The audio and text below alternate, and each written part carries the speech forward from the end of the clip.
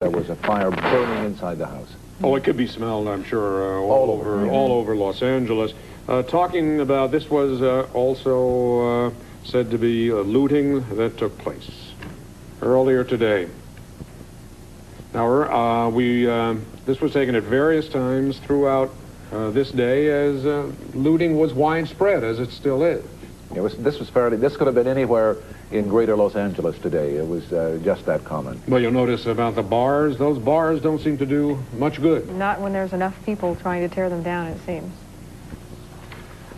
And as Larry said, this could be just about anywhere. We were saying first this afternoon it could be a 100 square mile area. We said now it seems it could be anywhere in a 200-mile square area. And I think even before the National Guard came in, there was such, what would you call it, such arrogance that people were simply parking their cars outside a broken-into business, opening the trunk, going in, taking all the goods they wanted, and coming back like they were shopping, very much like they were shopping.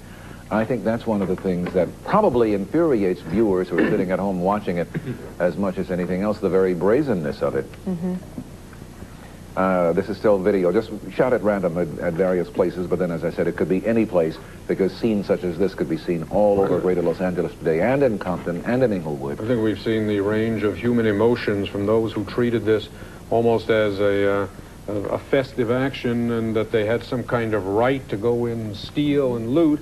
And we've seen other people standing around virtually with tears in their eyes, seeing a community being destroyed and dismantled and fabric ripped apart of their social context. And I think it's we've seen just about everything. And here, if you'll recall, this is the National Guard in their Humvee mobile units moving out from a staging area, making their presence felt. And of course, that presence will become more and more prominent as the curfew goes into effect, which will be in just about 2 hours and 2 minutes. I think we should all warn mothers, fathers, loved ones, anybody who's interested, who has particularly young people in their family, Hal, that they have 2 hours to find out where those people are and advise them to get home or get off the street. You know, even though there is, the parameters are fairly large as to what you can do. If you're working and you have to get home, doesn't mean that you can't get home. But the possibility for confrontation is always there. Yes. Exactly. Yes, particularly if you can't explain your whereabouts or your reason for being there, and if you don't have some identification to prove who you are and where you're going. And of course, if you're up to something nefarious, you have a major problem. Yeah. That's right. We've just gotten word that the city of Los Angeles is now saying they are going to be canceling all Cinco de Mayo activities that were scheduled to take place this weekend, and that includes Alvera Street, Highland Park area, Lincoln Heights, South Central, and Watts.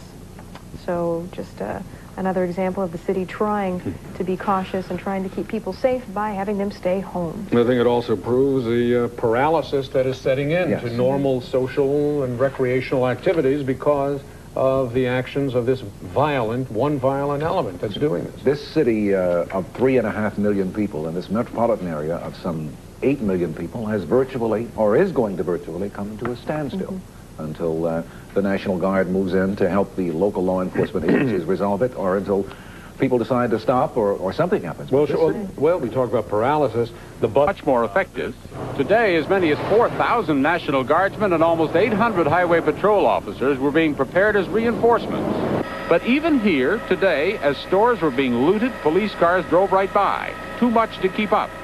And though hundreds have been arrested, thousands have rampaged without penalty. We just don't have enough people to do it. So as soon as them away, as soon as we chase them away, they come right back. They have taken criticism, but today they're under fire, on the run, and trying mightily to keep up with an impossible situation.